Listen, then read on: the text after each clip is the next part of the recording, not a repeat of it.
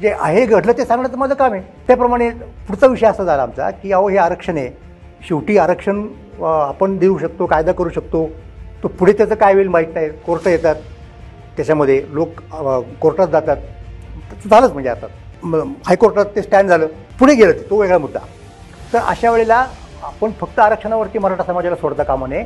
मराठातल्या समाजातल्या मुलांना एक आपण पॉझिटिव्ह काहीतरी मदत केली पाहिजे, पॉझिटिव्ह मेजर असलं पाहिजे. आणि ते कसं, तर आपण याच्यापूर्वी डॉक्टर बाबासाहेब आंबेडकरांच्या नावाची भारतीय संस्था काढलेली आहे, तशी एक संस्था काढली पाहिजे, असं आमचं चर्चेमधून निष्पन्न झालं. मला फडणवीस साहेब म्हणाले की जरूर काढू आपण, तुम्ही त्याचा रिपोर्ट द्या, तुम्हीच त्याचे अध्यक्ष व्हा. म्हटलं ओके.